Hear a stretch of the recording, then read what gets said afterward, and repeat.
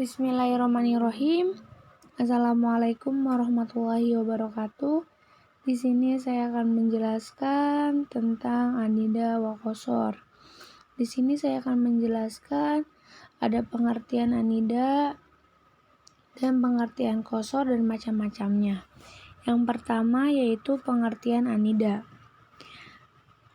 Artinya menurut hadir menghadap dengan menggunakan kata-kata yang berarti saya panggil.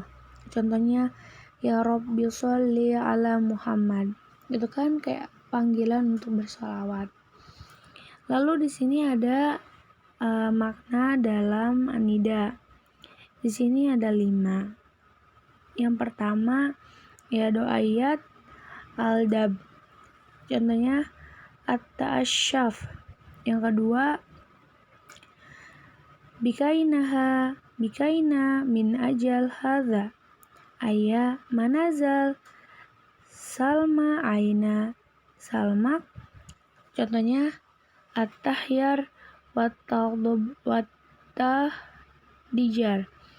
Yang ketiga rahmatullahi wabarakatuh alaikum malaika bait innaka hamidun majid. Terus contohnya ikhtasos. Yang keempat anna akramal dofa aina rijal allati fakhor. Terus yang kelima anna fakhor masyakaina aina rijal allati doa. Di sini ada pun pengertian qasor. Di sini qasor adalah menghususkan suatu perkara dengan perkara lain dengan menggunakan metode atau cara tertentu. Lalu di sini qasor itu terbagi menjadi 2, yaitu qasor hakiki dan qasor idofi. Contohnya lal kitab fil madina ilal aliyun. Yang kedua ma'alayya illa qayyim. Dari masing-masing qasor hakiki mempunyai idofi dengan memandang fakta hakiki terbagi menjadi 2 macam, yaitu sifat ala mausul dan sifat ala mausul ala sifat. Di sini macam-macamnya. Yang pertama yaitu mausul qasor idofi ya. Qasor idofi. Contohnya ada 2, yaitu mausul pada sifat saja atau sifat aja. Yang kedua sama sifat mausuf saja. Di sini contohnya maza zaidan alal kitab. Di sini tidak ada zaidan kecuali seorang penulis. Terus perkataan itu ditunjukkan pada orang yang menyangka bahwa Zainab itu bukan seorang penulis saja, tetapi seorang penyair dan lainnya. Lalu menurut atau contoh dari sifat pada mausuf yaitu sama mal kitab alal zaidan. Tidak ada penulis kecuali zaidan.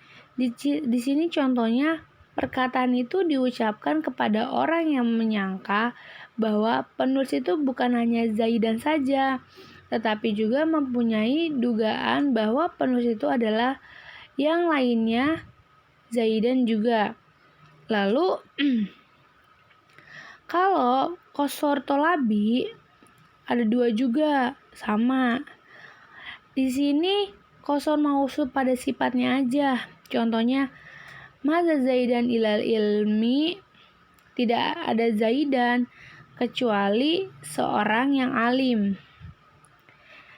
Terus di sini yang demikian itu yang diucapkan pada bahwa yang menyangka bahwa Zaidan itu bodoh gitu kan. Lalu yang kedua ada sifat ala mausuf.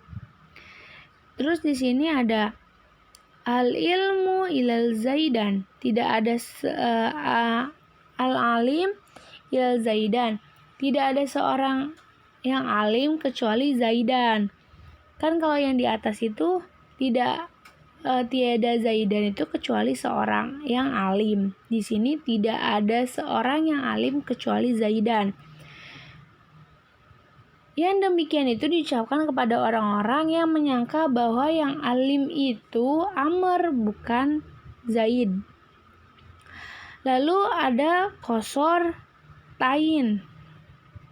Qasar tain itu ialah suatu perkara pada suatu perkara di tempat yang lain, yang sukar bagi pendengar untuk menemukan salah satunya. Qasar ini diucapkan untuk mukhotob yang mempunyai beberapa keyakinan tentang sesuatu atau ragu-ragu akan suatu halnya. Di sini ada contohnya juga. Yang pertama, qasar mausuf pada sifat atau ala sifat.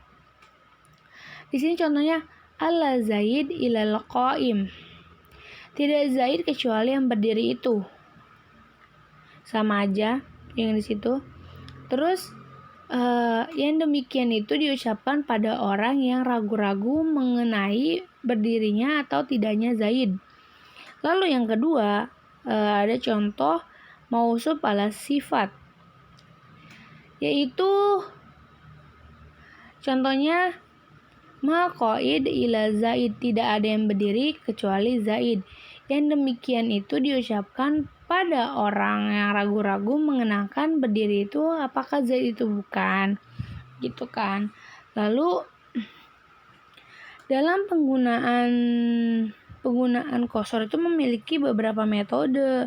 Yang pertama menggunakan adat an-nafi dan istisna. Contohnya inna hadza ilal mala'il karim. Terus yang kedua menggunakan lafaz inna, contoh innama fahimul aliyun. Terus yang ketiga menggunakan huruf athof, lakin, la, atau bal. Contohnya anna nasyirun la nazimun. Lalu yang keempat mendahulukan lafaz yang asal haknya diakhirkan seperti mendahulukan maf'ul bih. Yang contohnya iyakana budu. Gitu. Sekian, kurangnya mohon maaf. Wassalamualaikum warahmatullahi wabarakatuh.